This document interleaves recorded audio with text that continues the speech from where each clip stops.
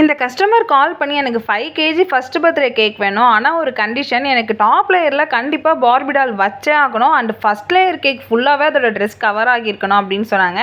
அதுக்கு என்ன பண்ணிடலாம் அப்படின்ட்டு நானும் பண்ண ஸ்டார்ட் பண்ணிட்டேன். ஆனால் நம்மளோட ட்ரெஸ்ஸு பார்த்தீங்கன்னா ஃபஸ்ட்டு லேயர் மட்டும் இல்லைங்க, 3 லேயர்லுமே கவர் ஆகிற மாதிரி நான் அப்படியே மேலேருந்து அதோட ட்ரெஸ் அப்படியே கீழே வர மாதிரி நான் போட்டுட்டேன். பாப்பாவோட ட்ரெஸ் கலர் பிங்க் கலர் சொன்னாங்களா, ஸோ டபுள் ஷேட் யூஸ் பண்ணி நான் அழகாக போட்டுட்டேன். அண்ட் கேக்கோட 3 லேயர்லுமே கீழே டிசைன் மாதிரி கொடுத்துட்டு அங்கங்கே பட்டாம்பூச்செல்லாம் டபுள் கலரில் பறக்க விட்டுட்டேங்க. ஒன்று ஒயிட் அண்ட் பிங்க், அண்ட் இன்னொன்று ஒரு பார்த்தீங்கன்னா அது ஒரு நல்ல கலருன்னு சொல்லலாம், எனக்கு என்ன கலருன்னு சொல்ல தெரில. அண்டு 1 ஹாப்பி பர்த்டே ரெண்டுத்தையுமே வச்சேன். ரெண்டும் ஒரே இடத்துல இருக்கு அழகாக தெரியல.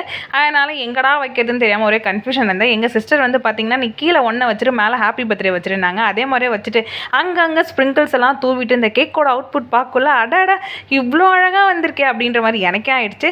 இந்த கேக் உங்களுக்கு பிடிச்சிருந்தா லைக் பண்ணுங்கள்.